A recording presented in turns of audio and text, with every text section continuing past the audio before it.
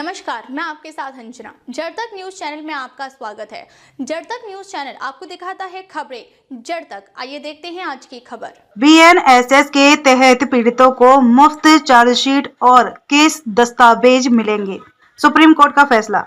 Supreme court ने शिकायतकर्ताओं पीड़ितों को मुफ्त आरोप पत्र उपलब्ध कराने और सुनवाई से पहले उन्हें नोटिस जारी करने का निर्देश देने की मांग वाली याचिका का आज निपटारा कर दिया। यह देखा गया कि जबकि पहला मुद्दा भारतीय नागरिक सुरक्षा संहिता 2023 की धारा 230 के संदर्भ में हल हो गया था, दूसरे मुद्दे पर न्यायालय रिट क्षेत्राधिकारी के तहत विधायिका को एक विशेष तरीके से कानून बनाने का निर्देश नहीं दे सकता था। एक रिट क्षेत्राधिकारी में न तो हाई कोर्ट और न ही यह न्यायालय विधायिका को एक विशेष तरीके से कानून बनाने का निर्देश दे सकता है।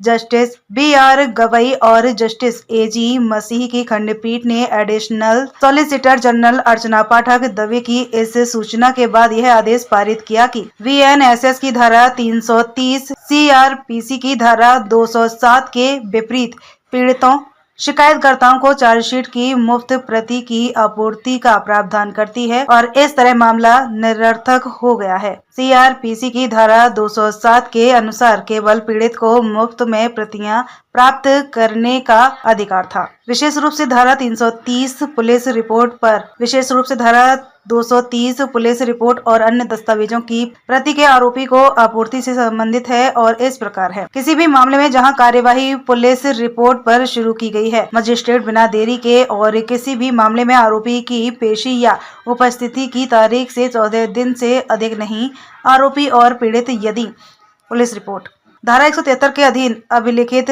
प्रथम सूचना रिपोर्ट उन सभी व्यक्तियों के धारा 180 के उपधारा 3 के अधीन अभिलिखित बयान जिन्हें अभियोजन पक्ष अपने गवाह के रूप में जांचने का प्रस्ताव करता है, उसमें से किसी ऐसे भाग को छोड़कर जिसके संबंध में धारा 193 की उपधारा 7 के अधीन पुलिस अधिकारी द्वारा ऐसे उपवर्जन का अनुरोध किया गया है। धारा 183 के अधीन अभिलिखित संस्वीकृति और बयान यदि कोई हो, धारा 193 की उपधारा 6 के अधीन पुलिस रिपोर्ट सहित मजिस्ट्रेट को अग्रेसित कोई अन्य दस्तावेज या उसका सुसंगत उदाहरण।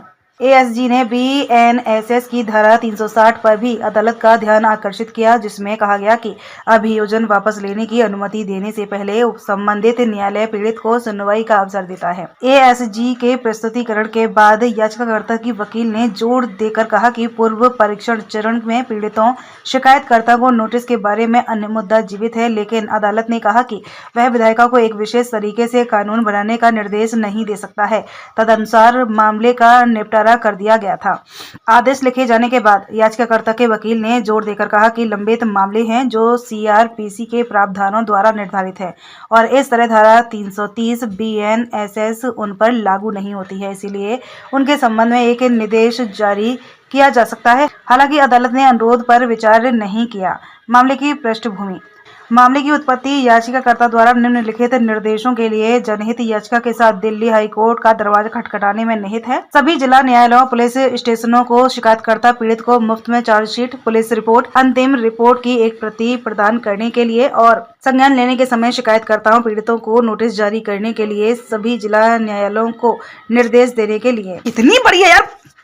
इस जनहित याचिका का हाई कोर्ट की खंडपीठ ने निपटारा किया, जिसमें कहा गया कि गृह मंत्रालय, भारत सरकार महिला सुरक्षा प्रभाग ने 9 अक्टूबर 2020 को सभी राज्यों और केंद्र शासित प्रदेशों को पुलिस अनुसंधान और विकास ब्यूरो द्वारा तैयार महिलाओं के खिलाफ बलात्कार की जांच और अभियोजन के लिए मानक संचालन प्रक्रिया के कार्यान्वयन के लिए निर्देश जारी किए।